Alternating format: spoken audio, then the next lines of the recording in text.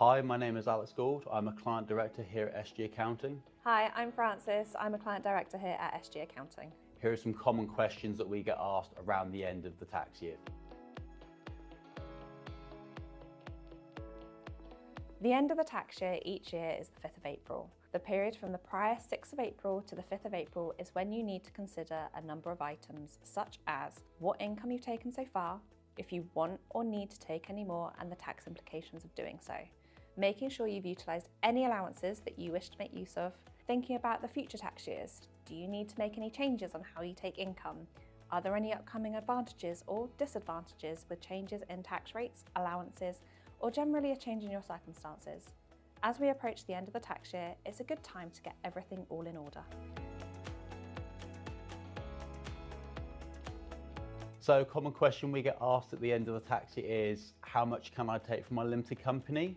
In short, you can take as much or as little as you want from your company at any one time. What people are commonly referring to there is, how much of my basic rate banding have I got available?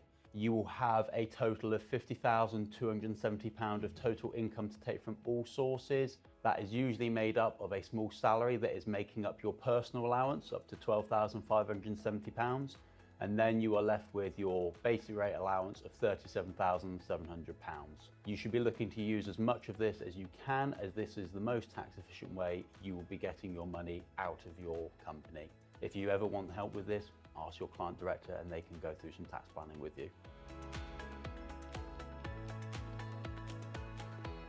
The company year-end date is the key date to make sure that you've claimed all expenses, as that will reduce profits for corporation tax relief. There are still some expenses that you need to consider specifically for the end of the tax year, such as utilising the trivial benefit allowances for company directors. It's always important to make sure that for all business expenses you have the necessary receipts for your business records. These must be kept for up to 6 years after the company year end, or HMRC can issue penalties of up to £3,000 for failure to keep and preserve your company records. In the most recent tax year of 24-25, your tax-free dividend allowance went down from £1,000 to £500. The rate of tax you will pay on those dividends will be 8.75% in the basic rate of tax, 33.75% in the higher rate of tax, and 39.35% in the additional rate of tax. One thing that people often overlook is the fact there is going to be payment of accounts. Payment accounts is a contribution to future taxes. That is based on an estimate from your previous tax years. 50% payable in advance in January and another 50% payable in July. So it's imperative that you are keeping provisions set aside as you withdraw money from your company. We will be getting in contact with you to get a tax questionnaire to gather any outside company information to assist in the preparation of your self-assessment tax return. If you're looking to maximise your savings for the year, the current ISA allowance for this year is £20,000. Any interest from these savings are exempt and will not be taxed. The same allowance applies for your spouse, and for a junior ISA, this is £9,000. It's important to remember that any contributions into an ISA must be made from personal funds, and if you don't utilise the full allowance, any unused allowance is not carried forward for you to use in the future.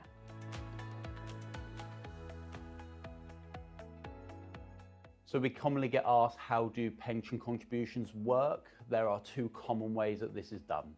You have the individual, known as an employee's contribution, or through the company, an employer's contribution. Both of these will get tax relief, but in slightly different ways. As the employee, you will make contributions to your pension scheme and you will get relief through these different ways depending on if you're a basic or higher rate payer.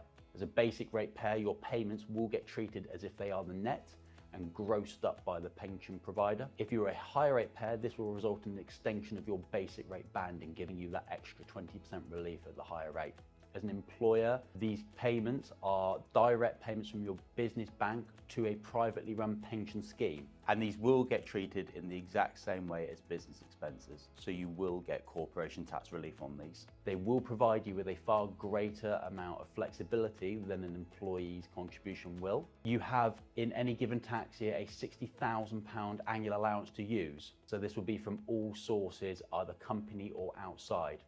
If you have had previous years of allowances unused, you can carry these forward up to a maximum of 3 years. This would give you a total of £200,000 of available allowances to use through your limited company for these pension contributions. We would advise speaking to a financial advisor to clarify this before proceeding with this, but it maintains a fantastic way to get tax relief through your limited company.